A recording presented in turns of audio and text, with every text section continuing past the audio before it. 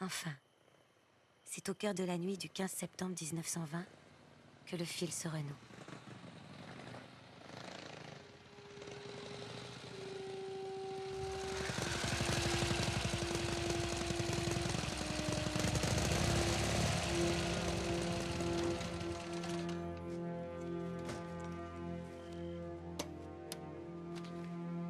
Victoire, j'ai enfin fini par débusquer le pouls migrateur, je vous l'envoie à la grâce de Dieu, des moteurs Davidson m'effraient, en plus ça va de soi, germe pire.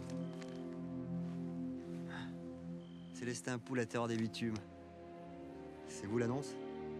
Et Mathilde crispe ses mains l'une contre l'autre pour s'empêcher de trembler et de pleurer, d'être une bécasse qui fait honte. Je n'ai pas vu de visu se faire descendre, votre fiancé, parce que j'étais parti chercher le rata. Quand je suis tombé sur le bègue, un type que j'avais connu dans les Vosges, un natif de la Meuse. Un naïf de la Meuse, on devrait dire, vous auriez vu sa tête. Enfin, il était quand même capable de différencier l'arabica d'un remède pour les intestins. Je dis ça parce qu'on a vu des mots rapport à 2 kilos de café coupés avec des granules de charbon que je lui avais fourgué contre du tabac hollandais. Alors la dernière fois que vous avez vu Manek, il était toujours vivant? Pour ce qui était de le voir, on risquait pas de le rater. Au lieu de se planquer, il s'est chiné à graver un M sur un tronc calciné, debout au milieu de la terre de personne. Il paraît qu'il a eu le temps d'en graver 3 DM avant de se faire dégommer par l'albatros. Albatros? Albatros. Vaste oiseau des mers, qui suivent, indolents compagnons de voyage, les navires glissant le long des gouffres amers. C'est Charles Baudelaire, mademoiselle. Mais en 1915, Albatros, c'était surtout un avion Bosch, avec la mitrailleuse placée à l'arrière. Parce qu'à l'époque, on tirait pas encore à travers l'hélice.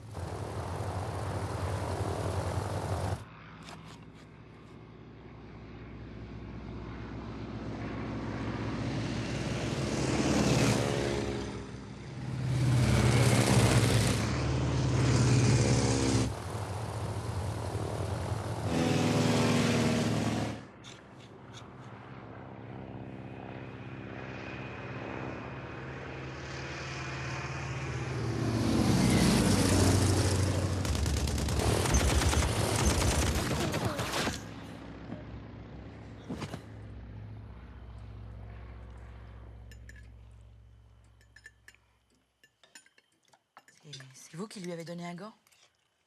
Un rouge en grosse laine. C'était une fiancée que j'avais à Mortagne dans le Perche, à passer son temps à me tricoter des cache-colles et des moufles. Alors j'en ai refilé tout un stock à des Sénégalais bourrés d'engelures, en échange de mollets en or prises sur des cadavres allemands. Je les ai fait fondre le lendemain de l'armistice. D'ailleurs, c'est grâce à ça que j'ai pu me payer la Davidson. Mais vous êtes sûr qu'il est vraiment mort, Manek? Bah, un camarade qui a vu le corps nous a dit qu'avec une blessure pareille, fallait pas chercher midi à 14h.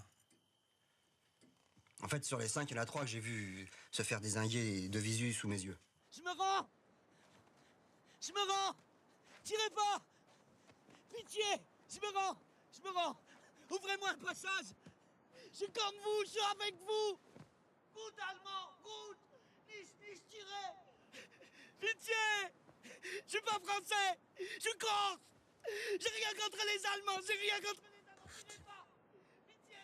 Je suis pas français! Pitié! Ah, il est pas français. Bon, on va annuler son extrait de naissance. Tirez pas! Ouvrez-moi un passage! Celui-là, c'est un caporal de chez nous qui lui a réglé son compte. Touvenel. Un teigneux à la gâchette facile. Une pierre à la place du cœur, mais alors le compas dans l'œil. Hein. Pauvre type.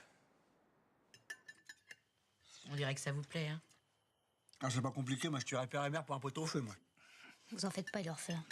C'est comme le confit, la purée aux truffes. D'ailleurs, si vous aimez les truffes, je reviens justement du Périgord noir avec un Les autres que vous avez vu mourir de visu, c'était lesquels? Celui qui commençait à être bouffé par la gangrène. Sissou. C'est ça, le soudeur. Camarade! Avant de mourir, j'ai une dernière volonté. Je voudrais pisser debout, comme un homme. Après, allez-y, camarade. Fais la volonté. Adieu la vie, adieu l'amour, adieu toutes les femmes. C'est bien fini. C'est pour toujours de cette guerre infâme. C'est un crâne sur le plateau qu'on va laisser. sommes tous condamnés